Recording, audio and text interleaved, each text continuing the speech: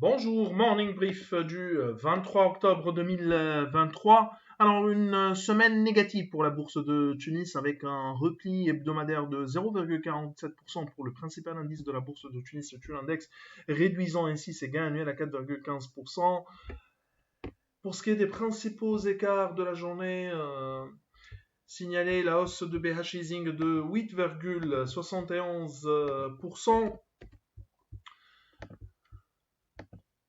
UIB monte de 1,55%, 1,34% également pour Naql et 1,34% pour Citycars et 0,95% pour de hausse pour Biat. Pour ce qui est des principales baisses, on a un Eurocycle qui recule de 9,53% et perd plus de 56% depuis le début de l'année. Sokna accuse un repli de 5,81%, Assad qui dévisse de 5,33% et SCB qui lâche également 4,49%. On a MG qui dévisse de 4,38%.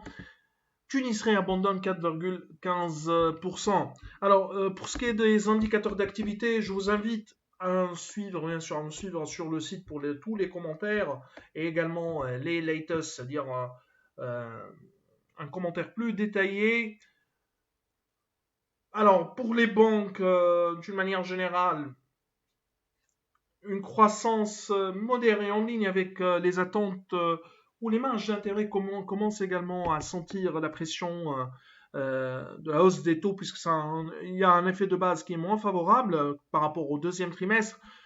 Pour le leasing, à exception des compagnies qui étaient en retard par rapport au deuxième trimestre, il y a eu un ralentissement net de la croissance des PNL, mais exception donc faite pour Bestlease, par exemple, à titre d'exemple, des sociétés qui étaient en retard avec une reprise attendue de la croissance de ces PNL.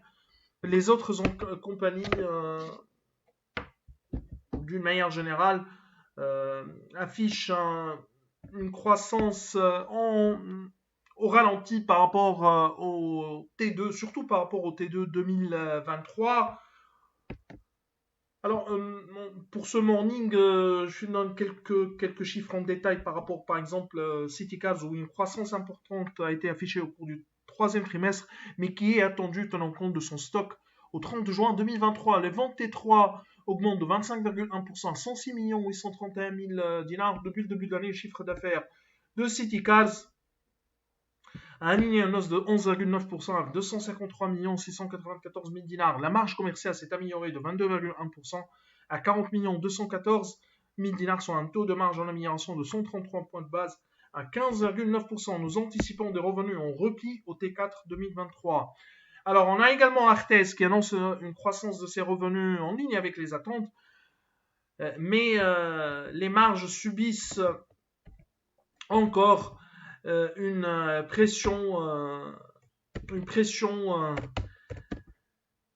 forte pression avec des ventes qui augmentent de 18,8% à 30 166 000 dinars sur l'ensemble de ces 9 premiers mois.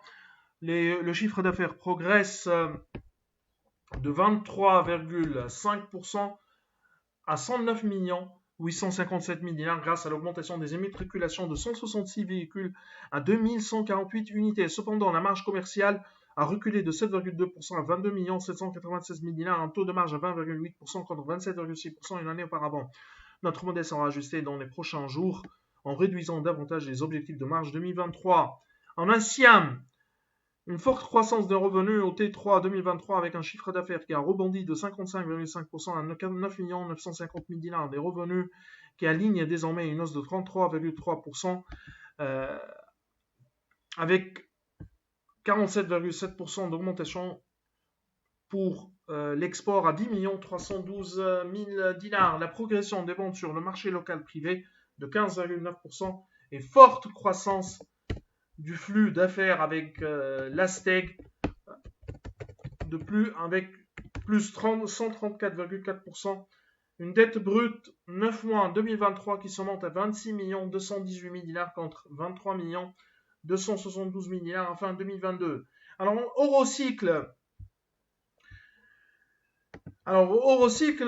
c'est vrai que les revenus poursuivent leur tendance baissière au T3 2023, mais il s'agit du meilleur trimestre depuis T3 2022.